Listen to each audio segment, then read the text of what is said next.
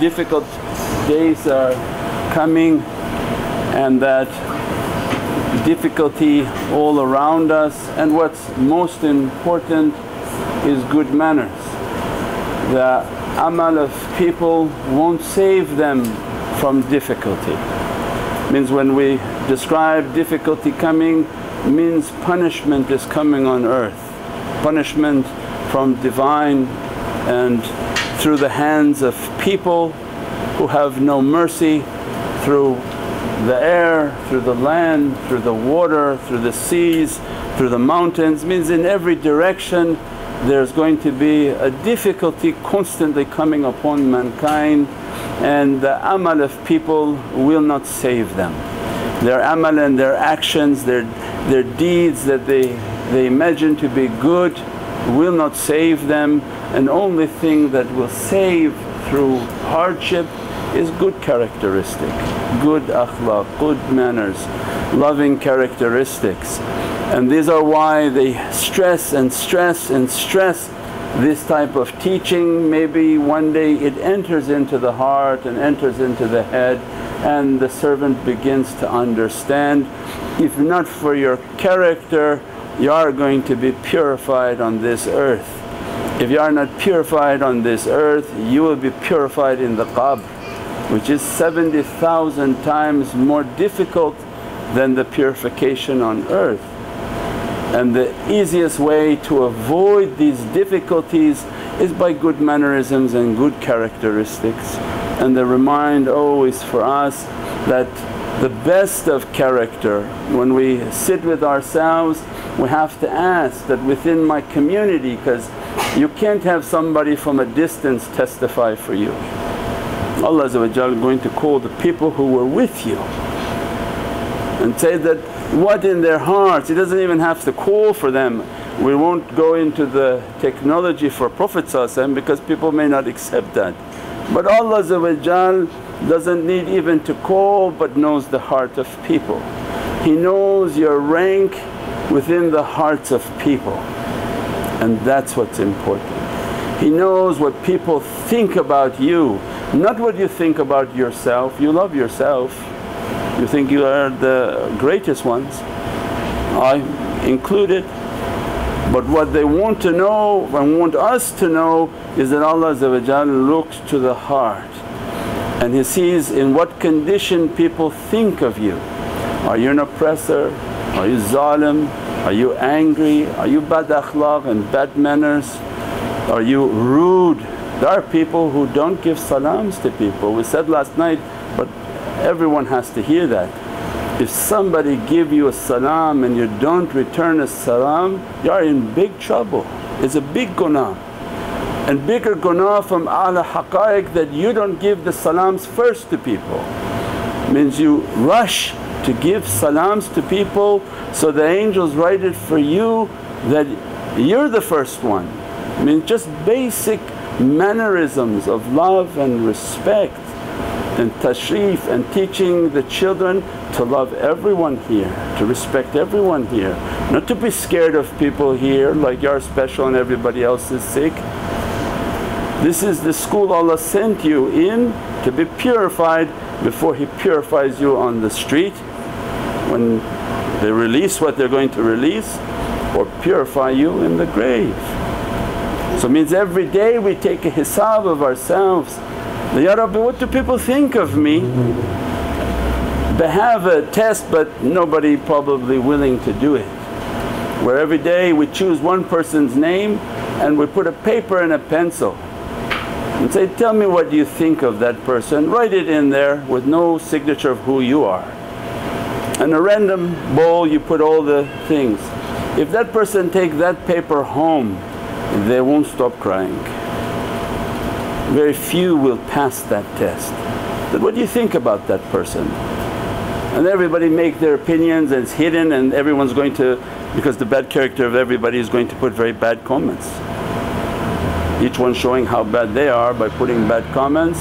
And for the person who going to take that pot home of all these comments, astonished that this is what people thought of me. Because what you think of yourself matters nothing for Allah. But what did people think of you? What did people consider from you? Were you considerate? Were you kind? Were you loving? Were you always going out of your way to help and to be helpful, to be respectful, to keep the rights and the honour of people? You don't look at other people's women, you keep your eyes down. Don't take the honour from other people, you don't take other people's property, you don't go beyond your limit, and don't look beyond your feet. Means all of these mannerisms what save us from qadar. They say even Allah going to begin to release the ants to eat people, the spiders to eat people, the cockroaches to eat people. When Allah's ghadab and anger comes onto earth in its full extent, mankind will find no safety.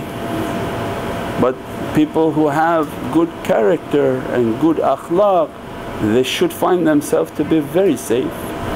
Where the animals don't want to harm you because you're good with Allah and Allah good with you.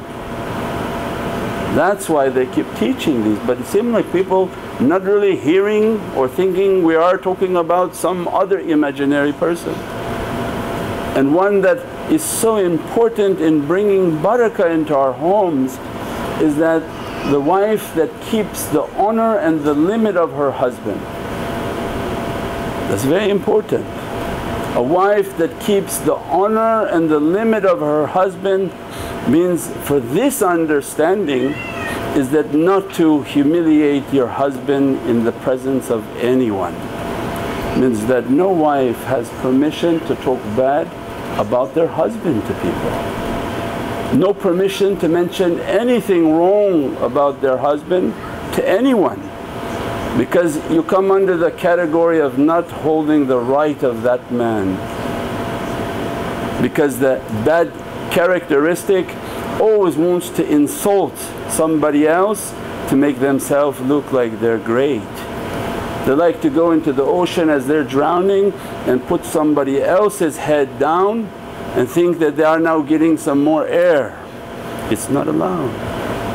It's not allowed, and it takes away barakah from the home and brings difficulty.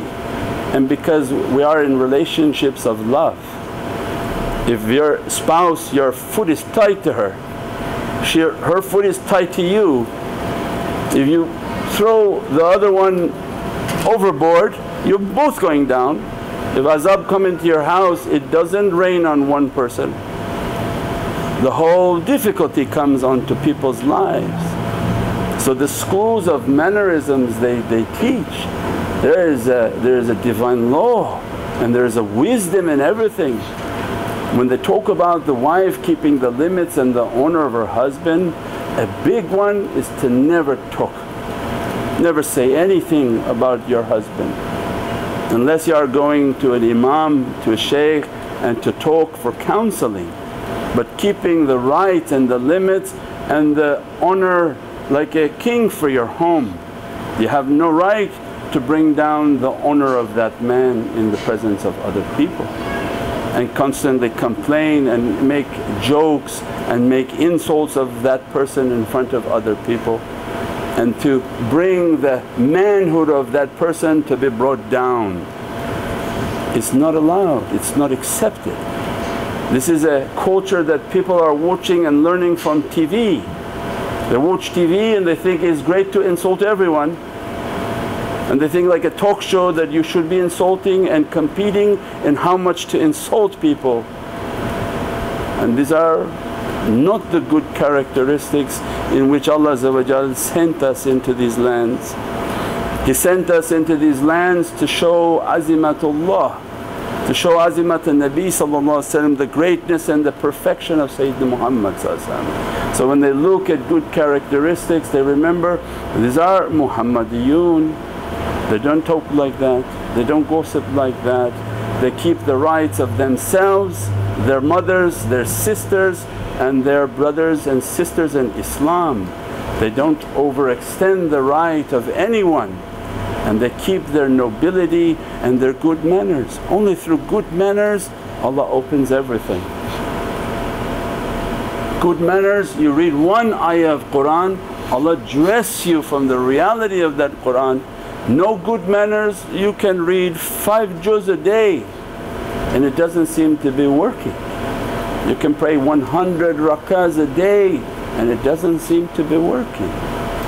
And they stress and stress and stress because of the difficulty that's coming.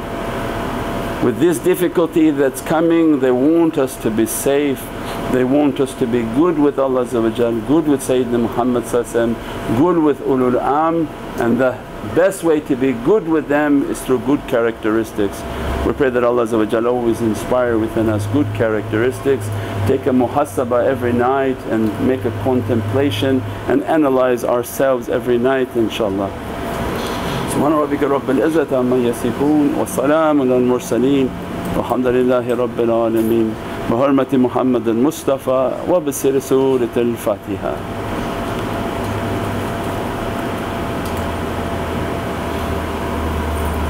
Anyone who does that must know that they are not pious, because some people think they're pious and they do these things. It is our warning when we spot out the bad characteristics, warning for ourselves, we are not who we thought we are, and that we have to work on these sicknesses like identifying a cancer. If you ignore the cancer, you come one day and it has overtaken the whole body and too late to be fixed.